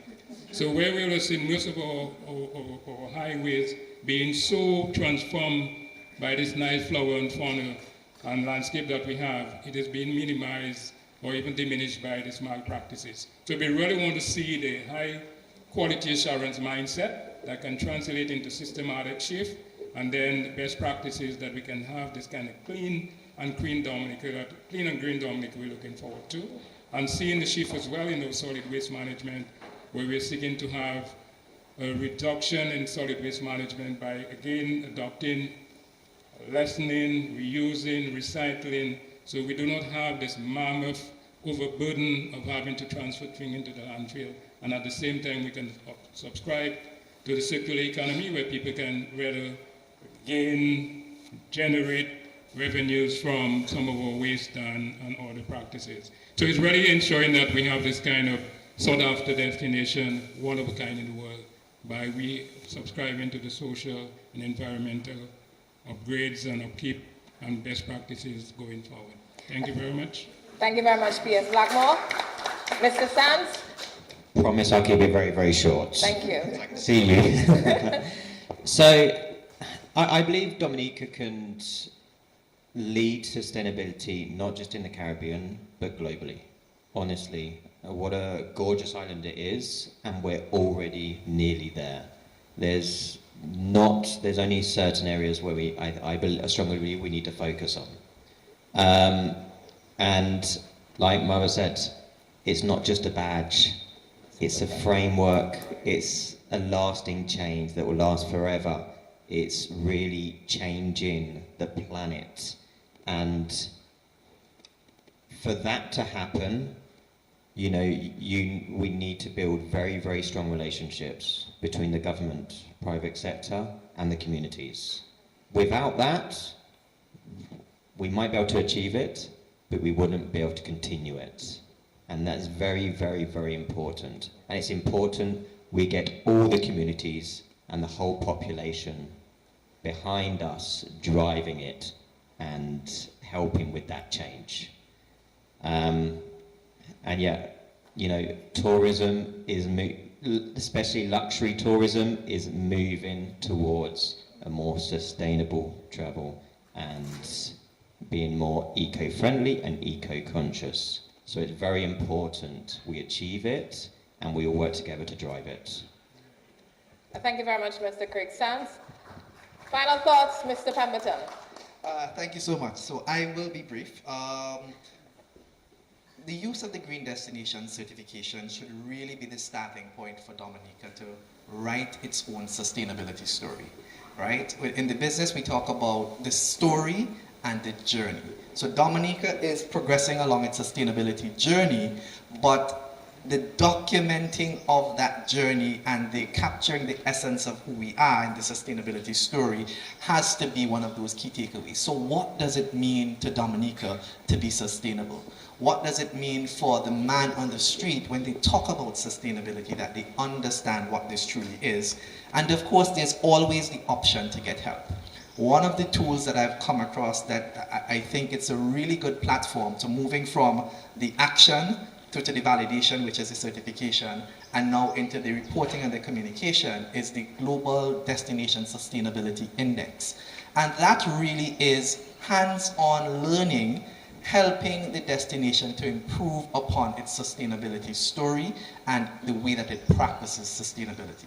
So there are lots of tools, lots of resources out there, financial and otherwise, that I would definitely like to understand in the global marketplace. When I go to World Travel Market, when I go to IDB, and I see Dominica, I say, they have something special that I want to participate in. And that's my final thought. Thank you very much, Mr. Pemberton. Mr. Winston. Yes, thank you again. I believe Dominica itself is the epitome of a green destination. I believe Dominica has to be the benchmark of a green destination. No doubt about it. And if anybody tells you otherwise, correct them. Because I traveled through the island, interior and on the water, and I can tell you Dominica is in itself a green destination. Without the poster stamp on it, we know to ourselves who we are. But it is onus to us to maintain it. You know, just being a green destination is not just that. We have to own it. And I'm happy the youth is here and probably hearing us also on television, etc. That you have to take ownership of your community, of your environment, because this island is ours. It's not nobody else's own but ours. And if we do not protect it, every little thing counts. The chewing gum on the floor, the paper on the side of the road, the trash on the side, it's us. And now when I travel, when I hike, and I see a bottle or something on the ground, I pick it up and I put it in my pocket.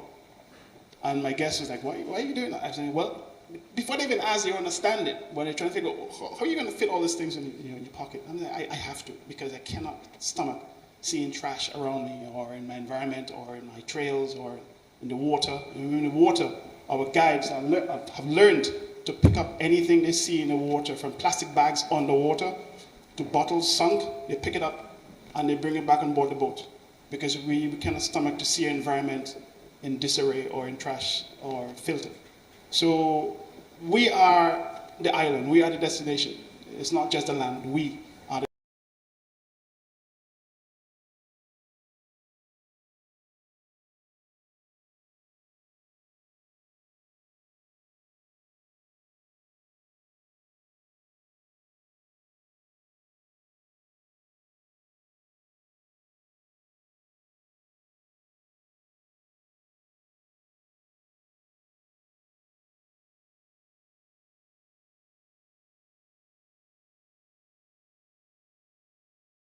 So I'm going to ask two persons from my team to walk through the crowd with a microphone. And if there's any questions, please raise your hand and someone will bring the microphone to you. So you can pose a question to one of the panelists. And before you begin, please inform of your name and then ask a question. And please stand. Also, please stand. My name is Ken George Dill from Cat Stores, and I must say that I was very impressed by the Minister of Tourism's presentation because I think it was comprehensive. It encompassed almost everything that we need to do. But I have a question for Mr. Pemberton. You spoke of sustainability. You see, in my mind, sustainability is the continuity, the positive continuity of any venture. But I embraced your suggestion of using technology to enhance customer satisfaction. But I'd ask you if you would like to comment briefly on the grassroots part of customer satisfaction in terms of the human resources part, where the people are connecting with the local people and the training of the local people in order to meet this desire for customer satisfaction. Because we have to understand expectation.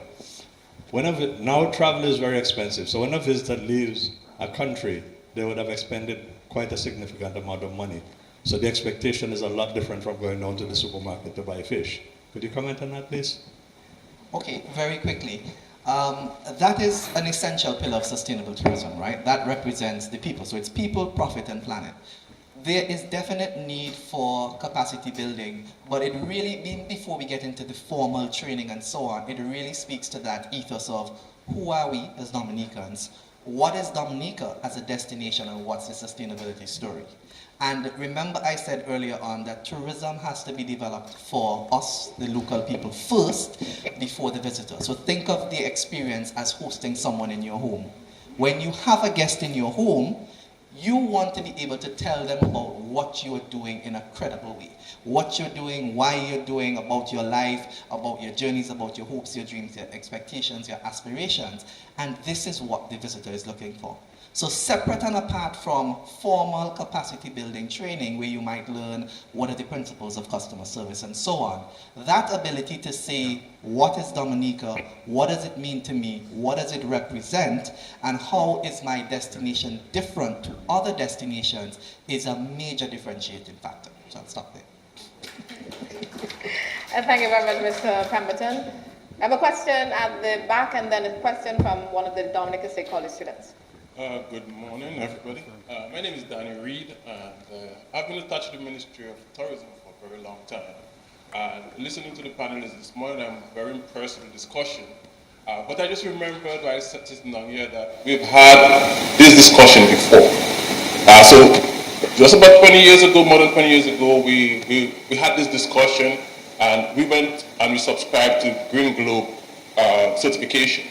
And for several years, more than a decade, we went by these principles. And I wanted to know what was the difference between what we did then on Green Globe, being a global certification, to what we're doing now as to going towards a destination certification. What is the differences? And I could tell you on the Green Globe certification, several other things we did.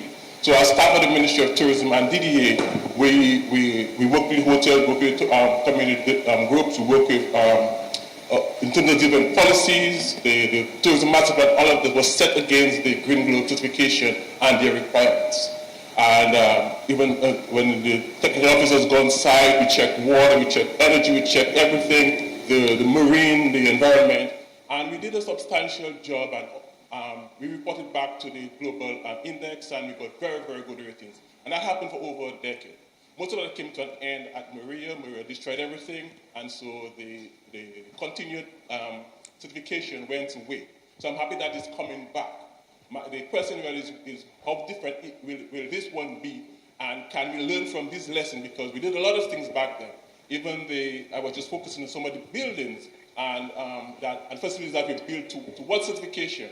And for instance, the Syndicate facility, this facility was built to be sustainable. So we had self-generating electricity, power, we had our water being recycled, and everything. So that the Syndicate facility is geared towards long-term sustainability. And we did it based on, again, the guidelines we received through Green Globe certification at the time.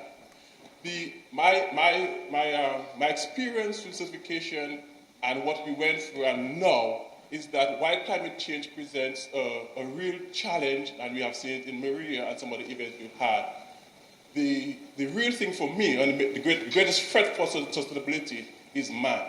And we as human beings, we as Dominicans, we as the mass tourism who come, and people who come to Dominica, what can we, or what should we not do? Because we are sustainable already in many ways. What can we not do? And I didn't hear the panel stress too much on the things that we should not do, because really from my experience, and there's a lot of experience in Dominican tourism, the threat is not necessarily climate change, although that's real, but man, we on a daily basis, our behaviors, our activities, what can we do to protect us as a sustainable nation? Because I see sustainability more as an operational thing. Something for the future, something to ensure that what we enjoy today will be there tomorrow and for the future generations. So that's my comments, but I'm happy to again that it's coming around and we can all benefit because Dominica is a real sustainable country and it's an example for the whole world. Thank you. And we appreciate your comment and your feedback on this matter. Opening the floor to any of the panelists to respond to any question that he would have posed earlier in the discussion. I believe there was 2 questions from the young persons. No, a response to the gentleman. Well, I would just comment on some of the very salient point Danny made. Obviously, as he alluded to the fact that we knew we had the advent of Hurricane Maria, and since you're talking about certification, it's certification of a process, of a facility, of a destination. Of course, you would appreciate the fact that Maria did impact and change things. So it cannot be situation as usual. And as you would really appreciate, it is really seeking to put a system in place to improve sustainable profile. And the sustainable profile has to do in terms of the management, the authority, it could be Discover Dominica, it could be the hotel facility. And the systems and the processes. So the fact that it's a question of just taking it from where left out. But obviously, as you rightly mentioned, Maria would be, in fact, destroy most of the hotel plans and facilities that were there. So obviously, things have to be reassessed and reevaluated. I like the point that you made that you recognize the human impact on the whole scheme of things. And of course, that is why I was alluding to the fact earlier on, teasing Marvel as usual. We have to understand, and Craig alluded to that to an extent, when we're talking about tourism, tourism is really giving another person, a visitor, an experience of another country. And the experience of the country is heavily predicated on the people, on their lifestyle, the tradition. Some people like to refer to the tangible and the intangibles. Of course, within the Ministry of Environment, we can boast of some of the tangibles. We talk, for instance, the Cabrits. We talk about the Mont Piton National Park and others. Those are physical assets. At the Cabrits, we have our architectural edifice and everything else there. The intangibles are very important. Our customs, our dance, our cuisine, again, that is very important. And so all those things are experiences people want to share. Then these things will change. Even though our national dish, of course, has changed. It is right now Callaloo. We know before it was mountain chicken, but since we know that we have some issues with the mountain chicken, is no longer that. So it's a dynamic process, and because it's a dynamic process, it has to be something in continuity. And of course, it's not just a question of an end, is eternity. I mean, it's a continuous process. So it's a really need to ensure that people don't become complacent, but to maintain the focus, the commitment, and most importantly, the mindset and best practices that is required for sustaining the destination certification. Permit me to say that about 20 years ago, social media wasn't so prevalent. And the advent of social media, so of course brilliant, Dominica has always spoken Nature Island of the Caribbean. We've always spoken about preservation. Even when I was a child, probably younger than everybody here, well, except for Monel. I remember the echo of tourism is everybody's business. So we've been speaking the tourism messaging for years. But based on what you asked, one of the things I can say that is different now, 2 things. The advent of social media and the rise of the internet, where people have become so much aware. Because I spoke to my class a few nights ago. They asked a question and I told them the definition of sustainability 20 years ago, and he gave the example of not cutting down the trees and so on, and the definition of sustainability today is different. It incorporates the people, it incorporates the planet, and so on. So the people now are part of the whole sustainability efforts, how you can benefit, how you can build a family on tourism and so on. So because the internet has made us become so aware of each other's environment, that led to the redefining and the repositioning of the sustainability in everything that we're doing. And then there comes the natural disasters and the pandemics, which we do not have control over. And that COVID-19 pandemic sort of even opened up the awareness to so many things that we did not pay attention to 20 years ago. And I think that was good. And of course it was bad because, again, the internet, people were sitting at their homes. People wanted experiences. People wanted to do things. They were viewing more. They were reading more. And that has changed the whole trajectory of the perception in terms of what is needed to really be certified and to really be defined as a sustainable destination. You mentioned the people are very important. Everything that we're doing when it comes to sustainability has to be driven by the people. And again, we say in Dominica, we're very community tourism based, and then the training and the ownership when it comes to the tourism and the sustainability aspect is very important. So even now, I know that the Ministry of Tourism, we're putting initiatives in place, and that is why gentlemen like Kennedy are here to sort of talk to the students of the State College and all those who are viewing and listening and reaffirming the importance of sustainability. And right now, in everything that we're doing, all the training when it comes to customer service, when it comes to talking to the tour guides, the vendors, the people at the airport, everybody we're talking to, the message of sustainability has to be the centerpiece upon which we build and communicate that information. Thank you very much, Ms. Williams. Feedback also from Mr. Sant. He wants to add his voice.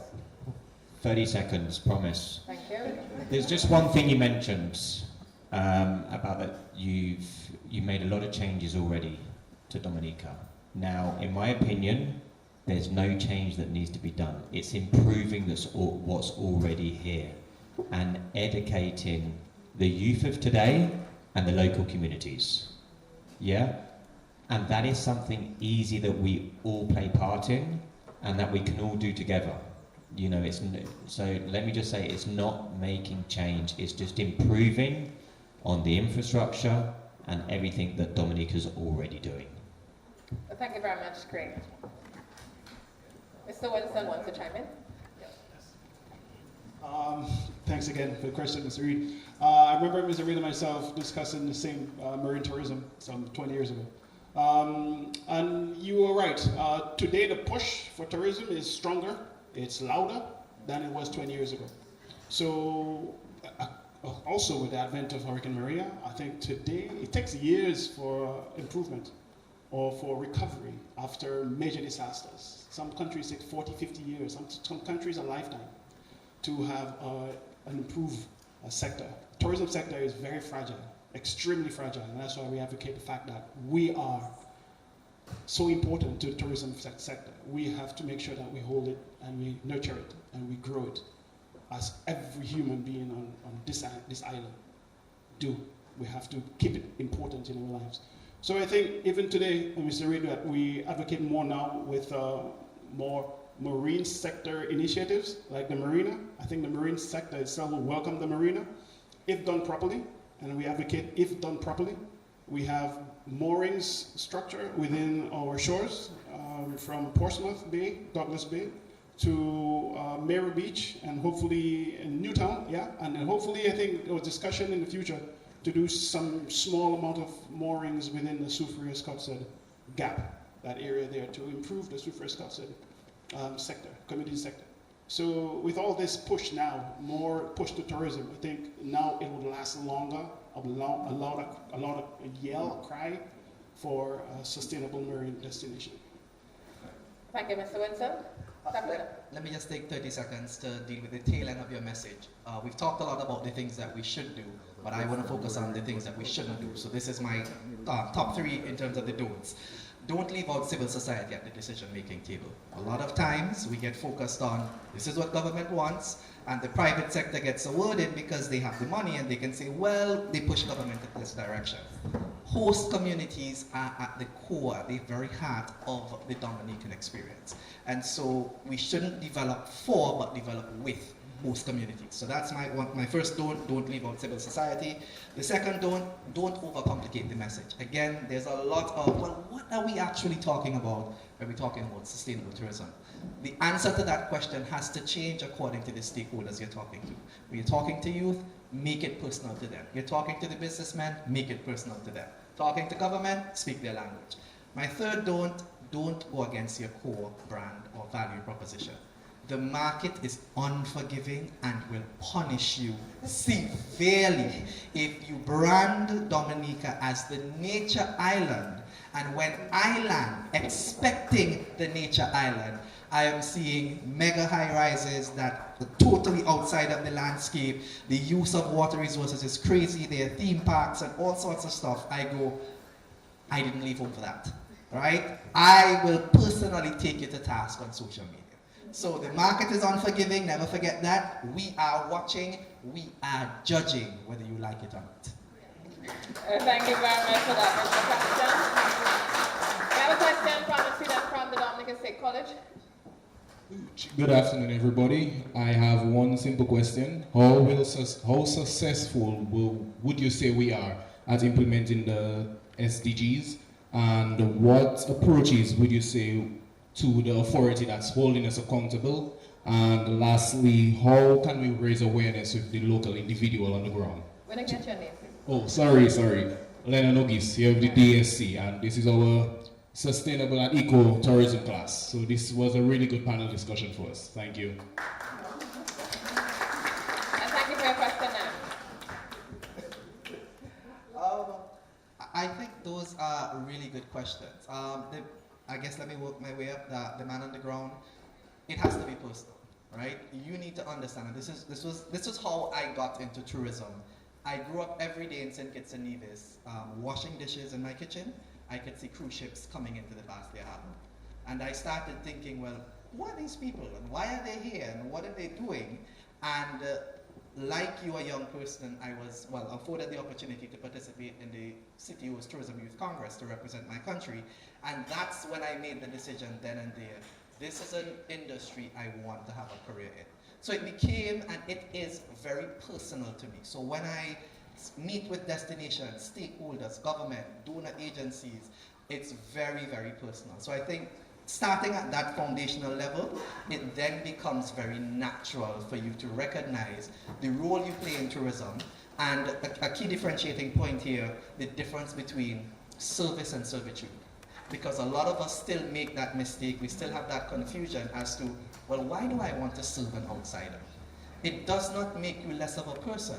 The kinds of experiences that I've had meeting people I have never met in my life, and just being able to connect with them on that human level. This is what tourism is about.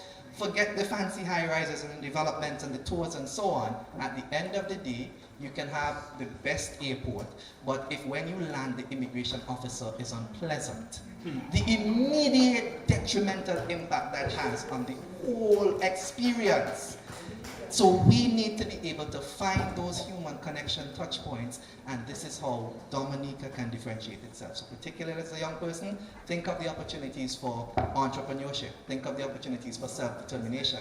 I made the decision formally about 3 years ago, I do not want to work for anybody else. I want to have my own organization. I want to be my own boss, set my own hours, and tourism has allowed that for me.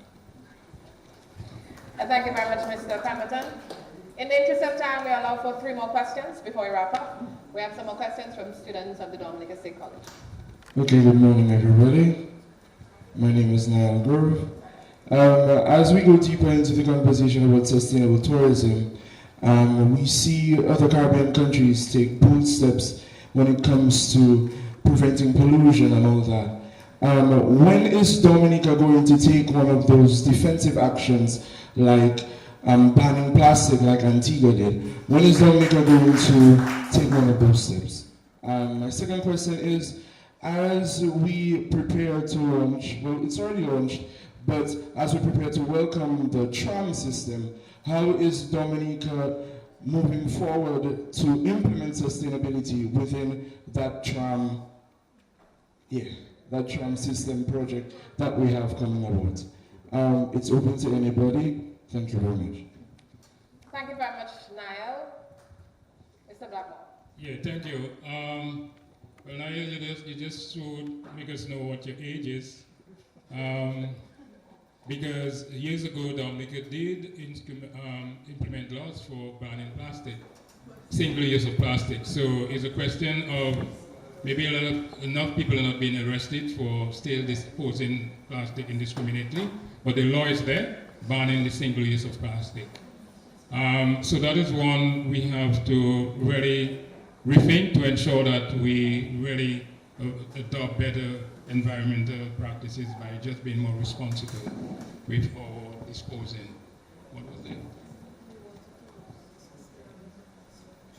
Oh yes, very good. Well, that's the best question of the day. I don't want to offend anybody else. You're really forward looking. The thing that we have to understand, there's always a downside to everything. And the downside to tourism sometimes can be, and Pemberton alluded to that, the seeming invasion of space at one time, especially the small population. But in the case of the tramway, what you will find, think of the tramway or the cable car not being there. You would have maybe a situation with exodus of people having to walk along the trail to go through there. What you could have is a number of negative things coming as a result of that. There's something that you know as an environmentalist to be very soon, I trust. Land degradation. The fact that you'll have a lot of people trampling along the edges of sustainable slopes and sometimes will cause landslide, the trigger of landslides. What you'll also have people walking into along the trail, and Mr. Winston alluded to that, indiscriminate disposing of waste or litter, pollution again. You know that in the space they will have wildlife, their natural habitat. Of course, noise and other intrusion can disturb their habitat. And even in terms of exposure to other natural resources like water and everything else, pollution, because you know people can sometimes dispose of their human waste within the environment as well, that goes into contaminating our water sources, especially in the mountaintop, where the sources emanate from. So without the tramway, that is the kind of level of risk and vulnerability that you have. With the cable car now, what you'll have is people having an aerial tour that is distinct from interfacing with land. And so what you will have is that interaction with the direct land space, you wouldn't have that anymore. So you'll find it will reduce pollution, whether it's noise and whether it's environmental solid waste and matters, whether it's human waste, destroying of or causing land erosion or soil landslides and other form of land and soil losses. It will minimize that or reduce that as well. And what you will find, it will give more persons at any one time greater access to taking in the picturesque view that we have or an experiencing that wonder of nature that we have. So it is going to be a very positive impact on the tourism product, and it will allow the DDA and the Ministry of Tourism to further differentiate the product. You will find various guests will come there. Some of them might be very rich people that maybe want to rent the tramway or the aerial, I keep on saying tramway, but the cable car for themselves. So it is really going to be adding a very wonderful addition to our tourism product, and at the same time enhancing further or lessening or diminishing the negative footprint and impact on our natural environment. Thank you very much, Mr. Blackmore. Question?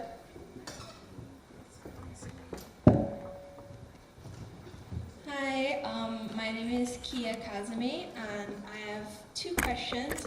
Firstly, what are the factors that are holding us back from achieving sustainability and sustainable tourism? And also, what is being done to educate the locals on the importance of sustainable and ecotourism? Because I still see that there are many people that don't understand why we need this in Dominica. Thank you for your questions. Ms. Williams? Okay, to your first question, I wouldn't necessarily say that we're not sustainable or we're not a sustainable destination. You've heard all the examples, and even when Mr. Reid elaborated on the sustainability being a conversation and measures being put in place 20 years ago, what we're looking to do, or the journey we're on, is to be green destination certified. And you heard P.S. Blackmore mention earlier that in order for us to achieve that, we have to meet all the 17 SDGs, right? So we're looking to that. And I think you mentioned that we're around 90% away from achieving that. So to your second question, again, sustainability is something that has become even more powerful in the conversation.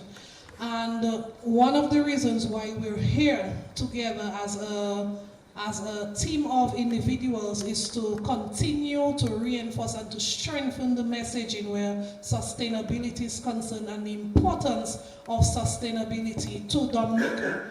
We recognize that from the higher levels we've been talking about sustainability, but we've not brought it down to the villages and to the schools, and that is a work in progress. Recently, you would have seen the government and the ministry meet up with stakeholders, I believe, in Trafalgar and in Wharton Waven, and the highlight of those conversations was to talk about the importance of sustainability and how the community fits in sustaining and making sure that the visitors have that brilliant experience when they come to Dominica. So all that is part of the process. It is a work in progress, and the intention is to build upon it and have those direct one-on-one conversations with individuals like yourselves and all the other stakeholders within society.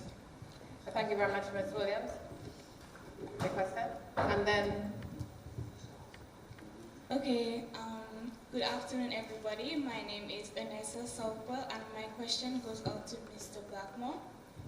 How is the government ensuring that all sectors, big and small, understand the concept of sustainability? Okay, very pointed question. First of all, the government is an institution. You will have the Ministry of Education to ensure that within the school curriculum and even at the school that you have an understanding and appreciation of what sustainability is all about. Very much so, sustainability to a very large extent has to influence the household level, at the family level. And so what you will find is the Ministry of Environment working in collaboration with community development, or something called local government. So we have community reach out. So by way of having various community meetings with civil society groups, that is also done as well. And very importantly as well too, what is being done by way of project implementation. For instance, right now, under the UNDP project we have going on in the Karanago territory, is seeking to use the project by way of adaptation, where we build in resilience by way of what the people are doing. Whether it's in terms of the agricultural practices, whether it's in terms of the arts and crafts, whether it's in terms of the other way of life. So it's using a series of approaches where you would have what we call maybe the softer aspect of things, by community meetings and various other ministries getting involved, one-on-one through the curriculum doing it. But we also undertake projects to ensure that you can do very practical, physical things to make people understand and appreciate. And one of you would heard I mentioned earlier on in my initial remarks, what we're doing right now by way of a multipurpose center in the Carinago territory.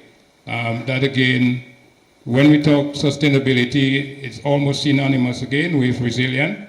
And of course, as I mentioned earlier on, the country has made a decision to be the first climate resilient country by the year 2030. So it's a series of projects and of course various programs on the various community levels for doing that. Thank you very much, Mr. Blackmore. We'll accept one more question from the gentleman at the back. Yeah, it's just a quick question. The lady said we're 90% away from, or is it 90% on the way to? Just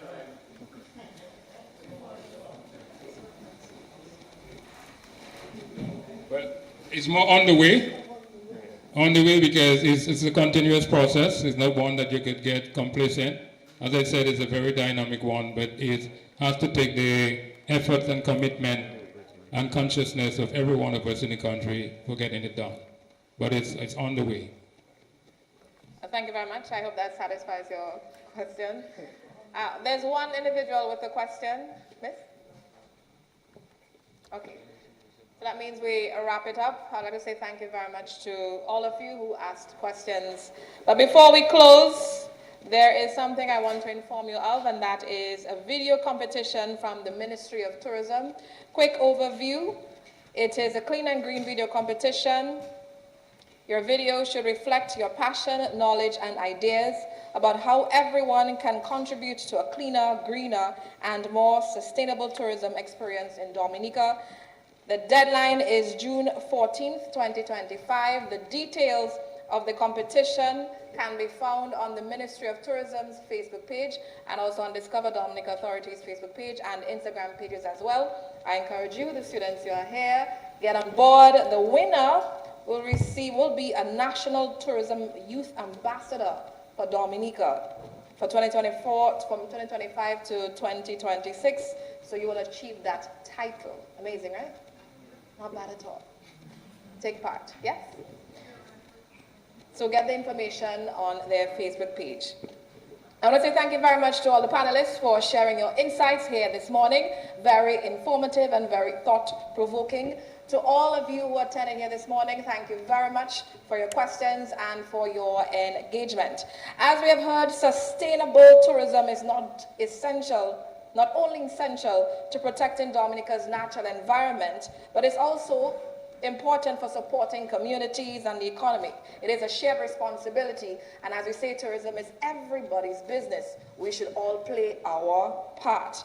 So I encourage everyone here and those of you who are listening to take action, play an active role in the journey towards Dominica achieving that green certification in the near future. Together, we can ensure that Dominica remains the nature island of the Caribbean, thriving, resilient, and a green destination for generations to come. So on behalf of the Ministry of Tourism and Discover Dominica Authority, I thank you once again for your attendance and participation this morning. This was